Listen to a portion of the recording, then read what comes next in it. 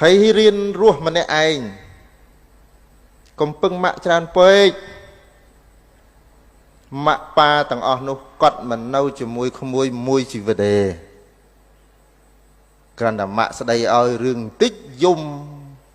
អ្នកខ្លះរហូតដល់សម្លាប់ខ្លួននេះនោះណាគ្រាន់តែគេមិនស្រឡាញ់តែពិបាកអីមិនស្រឡាញ់ហេរ៉ូ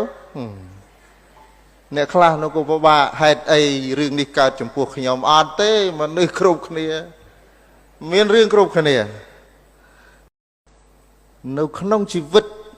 វានឹងមានពេលមួយដែលក្មួយត្រូវតែមិនបង្ខំចិត្តទេគឺត្រូវតែជ្រើសរើសថាត្រូវជ្រើសរើសខ្លួនឯងមានន័យថាម៉េចមានន័យថាត្រូវតែកំណត់ថានេះជាម្ចាស់ជីវិតរបស់ខ្លួនឯងអញ្ចឹងហើយបានជាព្រះពុទ្ធជាម្ចាស់លោកបង្រៀនទ្រឹស្ដីមួយថាអត្តាហេអត្តនោនេថោយើងចេះទេពាក្យហ្នឹងប៉ុន្តែគេបកប្រែថាខ្លួនទីពឹងខ្លួនតាមពិតន័យមានន័យថាចេះគេបកអញ្ចឹងក៏ត្រូវដែរពាក្យថាអត្តាហេអត្តនោនេថោពាក្យថានេថោឬក៏នេថៈកន្លែងហ្នឹងប្រែថាជាអធិបតីជាធំជាម្ចាស់មានន័យថាខ្លួនជាម្ចាស់នៃជីវិតរបស់ខ្លួនឯងគឺខ្លួនឯងអ្នកសម្រេចអញ្ចឹងក្មួយផ្ដើមចេញពីនឹងទៅដើមចេញពីនឹងទៅឥឡូវចង់បានអីក្មួយចង់បានអីមិនចង់បានមិត្តភក្តិចង់អីក្មួយខ្លះ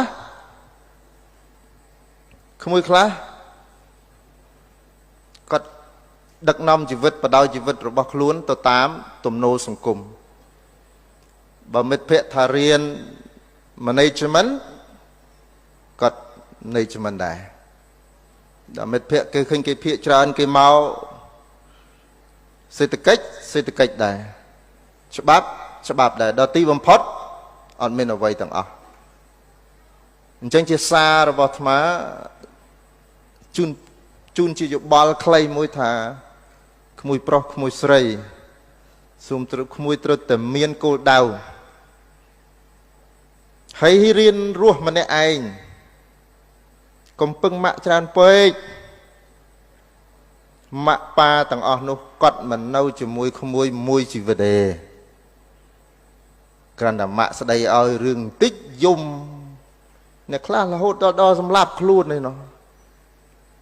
ណាគ្រាន់តែគេមិនស្រឡាញ់តែពិបាកអីមិនស្រឡាញ់ហេរ៉ូអ្នកខ្លះនោះក៏ពិបាកហេតុអីរឿងនេះកើតចំពោះខ្ញុំអត់ទេមនុស្សគ្រប់គ្នាមានរឿងគ្រប់គ្នាហើយពេលដែលមានរឿងណា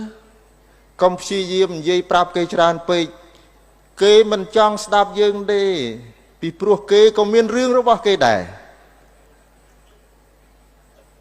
កុំយំសោកវល់ឲ្យពិភពលោកនេះហេតុអីបានរឿងនេះធ្លាក់មកលើខ្ញុំអស់ច្រើនណាស់គេជូនពរតាម Facebook ទីថាឆាប់យកអាហ្នឹងចេញទៅនេះជាជីវិតពិតក្មួយអញ្ចឹង learn to live alone stay strong តែដឹកគុណនេះមកបង្រៀនឯងឲ្យ strong អត់ឈប់ចឹងតែអត់ទេជីវិតអាត្មា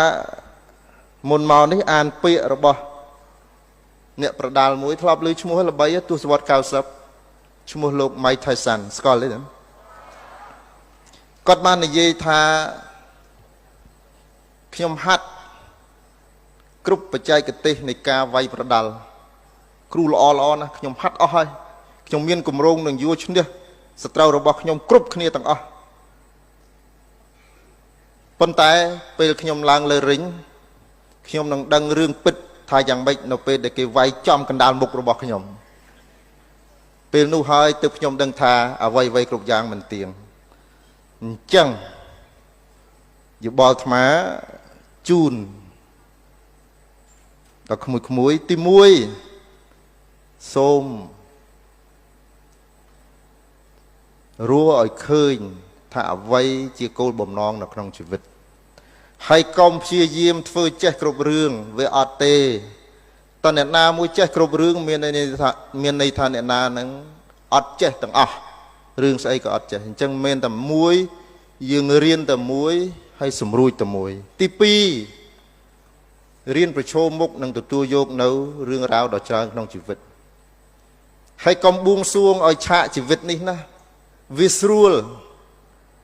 វាងាយហើយនឹងមានមនុស្សគ្រប់គ្នាមកសង្គ្រោះក្មួយគ្រប់ពេលដែលក្មួយជួបវិបត្តិអត់ទេក្មួយអត់ទេ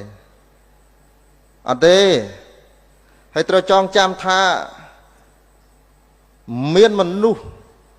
ដែលចូលចិត្តក្មួយស្ងាត់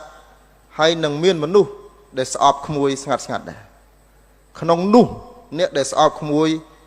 ក៏មានសមាជិកនៃគ្រួសាររបស់ក្មួយដែរដែលមិនចូលចិត្តក្មួយហើយនឹងស្រឡាញ់ក្មួយរឿងនេះជារឿងជីវិតពិតប្រាកដមនុស្សលោកគឺអញ្ចឹងបើមិនអញ្ចឹងមិនមនុស្សលោកទេស្អប់ស្រឡាញ់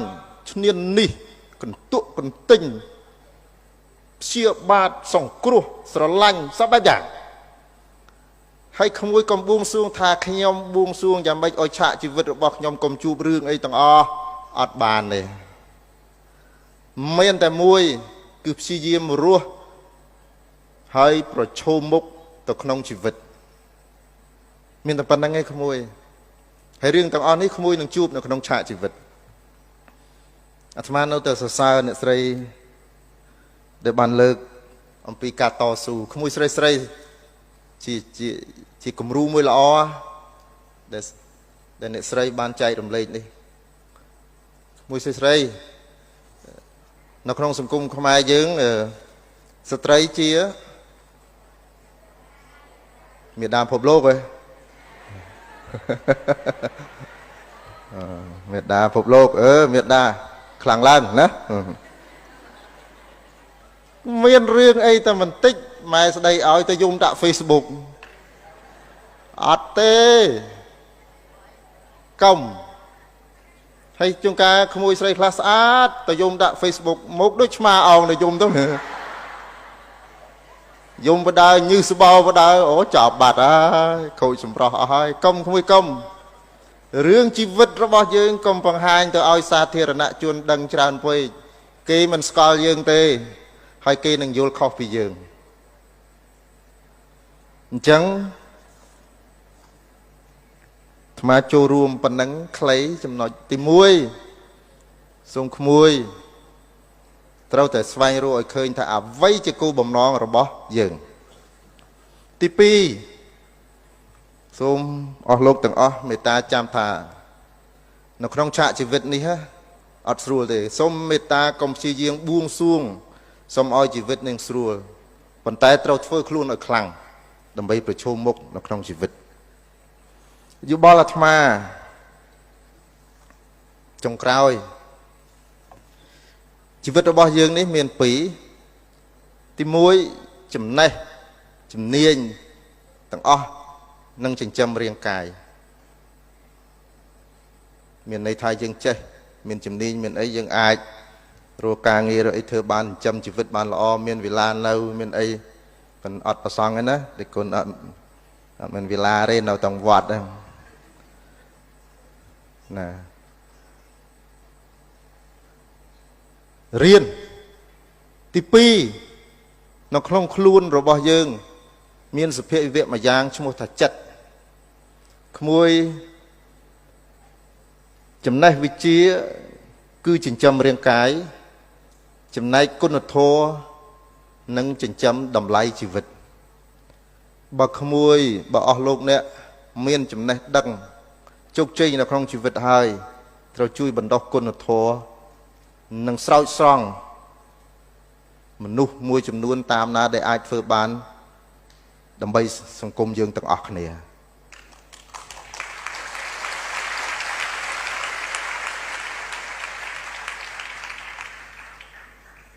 មានតែប៉ុណ្ណឹង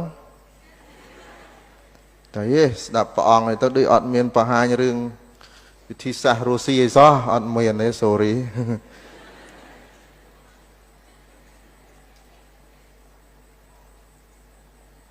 សូមកូនខ្មែរគ្រប់រូបស្រឡាញ់ទឹកដីខ្លួនឲ្យខ្លាំងតាមរយៈការអភិវឌ្ឍនៃចំណេះដឹងនិងឆាកជីវិតរបស់ខ្លួនពេលខ្លះអ្វីដែលគួរឲ្យសោកស្ដាយបំផុតបរទេសខ្លះគេអាចមើលងាយយើងបានមិនមែនដោយសារគេខ្លាំងទេគឺដោយសារយើងវាអន់អញ្ចឹងក្នុងសម័យនេះប្រទេសមួយដែលខ្លាំងគឺមានពលរដ្ឋដែលមានការចេះដឹងអញ្ចឹងដើម្បីរក្សាទឹកដីរបស់យើងពូជសាសន៍របស់យើងឲ្យថិតថេរគង់វង្សបានពលរដ្ឋខ្មែរគ្រប់រូបជាពិសេសយុវជនចំនួនថ្មីត្រូវព្យាយាមអប់រំនិងអភិវឌ្ឍខ្លួនឲ្យទទួលបានជោគជ័យមានចំណេះដឹងសូមអរគុណ